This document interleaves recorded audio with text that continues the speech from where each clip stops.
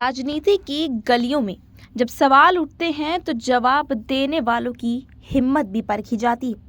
ऐसा नहीं कि नज़ारा दिल्ली स्थित ईडी के दफ्तर के बाहर देखने को मिला, जहां कांग्रेस नेता प्रियंका गांधी अपने पति रॉबर्ट वाड्रा के साथ पहुंची। ये वही रॉबर्ट वाड्रा है जो कभी एक बिजनेसमैन के तौर पर पहचाना जाता था, लेकिन अब राजनीतिक के तूफान में खड़े दिखाई दे रहे। हरियाणा के शिकोपुर लैंड डील मामले को लेकर जब दोबारा ईडी ने पूछताछ का सामना करना पड़ा, तो उनके साथ सिर्फ उनके वकील या स्टाफ ही नहीं था, बल्कि उनके सबसे बड़ी ताकत उनकी पत्नी प्रियंका गांधी खुद उनके साथ मौजूद थी। दफ्तर के बाहर उनकी मौजूदगी ने ये साफ कर दिया कि सिर्फ कानूनी लड़ाई नहीं, बल्कि एक परिवार की भी परीक्षा है। पूछताछ का ये दूसरा दिन था और वाड्रा ने 2 घंटे तक सवालों का सामना किया। बाहर प्रियंका चुपचाप वेटिंग रूम में बैठ रही थी, लेकिन फिर उनके चेहरे की गंभीरता और दृढ़ता बहुत कुछ कह रही थी। हरियाणा के चर्चित शिकोपुर लैंड डील मामले में कारोबारी रॉबर्ट वाड्रा ने आज 16 अप्रैल को फिर ईडी से पूछताछ की।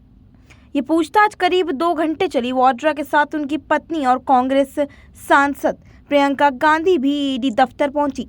जैसे ही वे दफ्तर के बाहर पहुंचे, प्रियंका ने अपने पति को गले लगाकर हौसला दिया। इसके बाद वाड्रा अंदर गए और प्रियंका गांधी वेटिंग रूम में बैठी रहीं।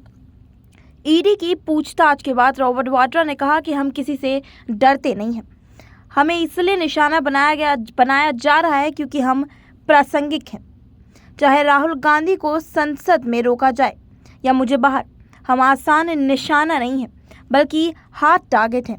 उन्होंने कहा कि इस मामले में घबराएं नहीं, बल्कि पूरी मजबूती से हर सवालों का जवाब दे रहे हैं।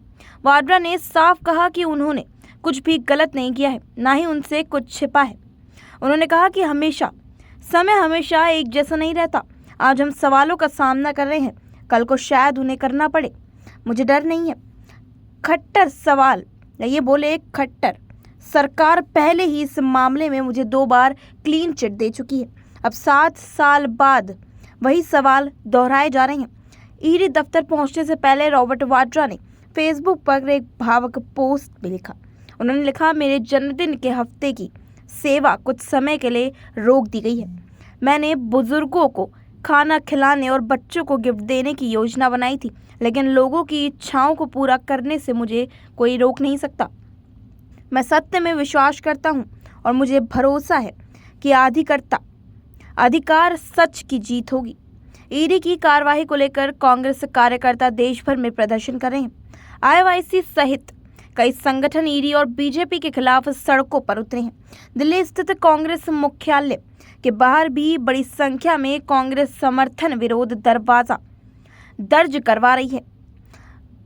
मंगलवार को भी रॉबर्ट वाड्रा के करीब 6 घंटे तक पूछताछ की गई थी। उनका बयान मनी लॉन्ड्रिंग केस के तहत दर्ज किया गया था। उस समय भी वाड्रा ने कहा था कि उनका निशाना बनाया जा रहा है क्योंकि वे अल्पसंख्यकों की आवाज उठाते हैं और सरकार इसका विरोध नहीं झेल पा रही है।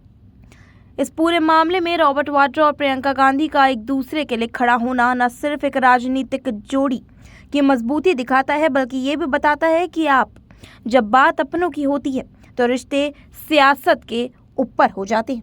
एक तरफ पति ईडी के सवालों का सामना कर रहा है, तो दूसरी तरफ पत्नी अपने भरोसे के साथ उनके पीछे खड़ी है।